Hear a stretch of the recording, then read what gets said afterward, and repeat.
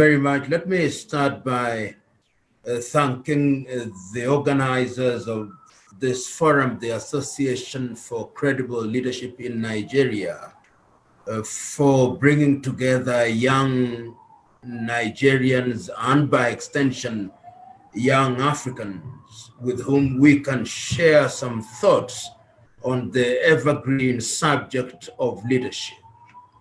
Let me start by making reference to a statement that was made by a great African in the year 1963.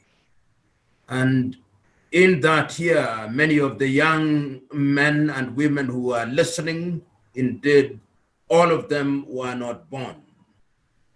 But he was speaking to young Africans. And this is what he said. Africa needs a new type of citizen, a dedicated, modest, honest, informed man and woman, a man and woman who is submerged in service to the nation and to mankind, a man who abhors greed and detests vanity, a new type of a man and woman whose humility is his strength and whose integrity is his greatness.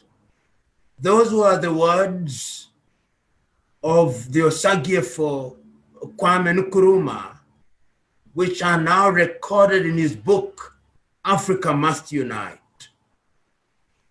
One cannot quarrel with those words because history has demonstrated not once, not twice, but times without number that societies rise on the shoulders of its young men and women. As students of history, you will know that when Africa was fighting to regain her independence, it is our young men and women who are in the forefront. And this was true whether you are talking about South Africa in those early days, when they were forming the African National Congress in 1912, it was young men and women in their 20s and in their 30s. South Africa had great young men and women. If you read history, you will be able to remember people such as Bantu Steve Biko, whom you must read about. You must be able to remember the young Tiro Ngopotse. You must be able to remember how young men and women sacrificed their lives in 1969. And once again, how primary school children were in the forefront of liberating their country in 1976 in Soweto. It was young men and women such as yourselves. And if you left South Africa and went to Mozambique or Namibia or Angola or Zambia, or the Democratic Republic of Congo, or Malawi, or Kenya, or Uganda, or Tanzania, or Ghana, or Nigeria, or Sierra Leone, or Cote d'Ivoire, or Senegal, or Sudan, or Ethiopia, and one can mention all the countries. It was young men and women who recognized that in order to be useful to your country, you must be a patriot.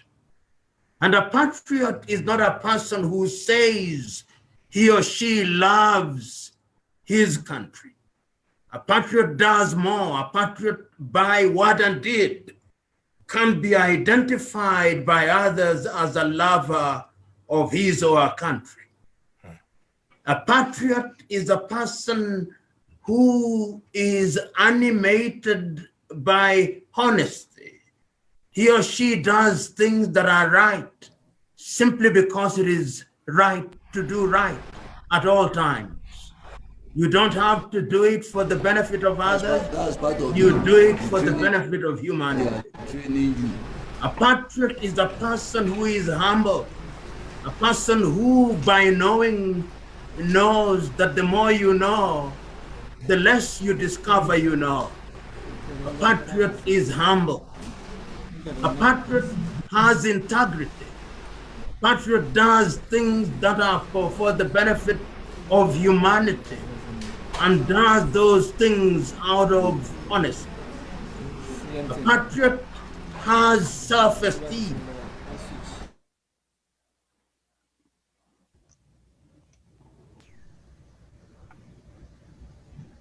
A patriot does not struggle to do things that are not for the benefit of humanity. A patriot seeks to do things in the right way.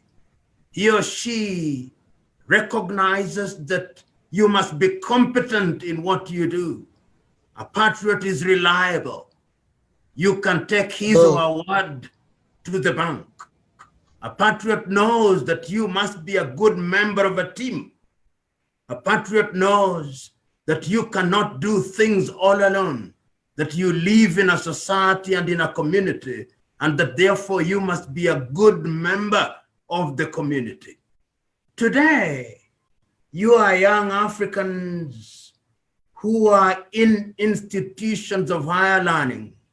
Some of you are serving your countries in different places.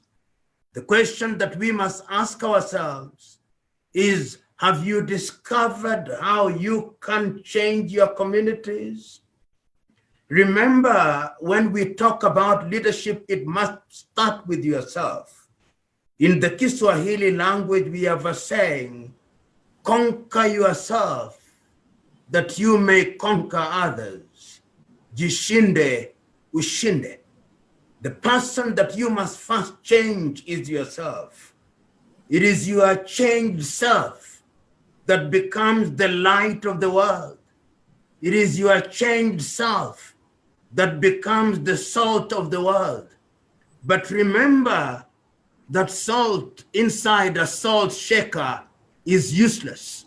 Salt is only good if it is induced into food and it changes the flavor of the food. So it is with human beings. It is only when you begin to operate in the society and the society begins to benefit from your actions that we are able to make a judgment that you are a worthy member of the society. Light is not good in and of itself if it is covered. It is only when your light shines and illuminates and creates an environment where darkness has been conquered that you become a good member of the society. So today I'm asking you to be a good person in your immediate community, so that when I come into your community and I ask reasonable men and women in your community, they'll be able to say, yes, that is a good young man. That is a good young woman. When you move out of your community and you go into a different environment, you are in the school environment, and I talk to your teachers, let it be said of you by your teachers that this is a good young woman, a good young woman whose only claim to fame is that he or she strives to do the right thing for the general good and for the purpose of improving the quality of the lives of humanity. And if, because you are from Nigeria, if you are in the state of Anambra or Imo or Ogun or Delta or Cross River or Zamfara or any one of those states in Nigeria, let it be said by those who have interacted with you in your state that you are good young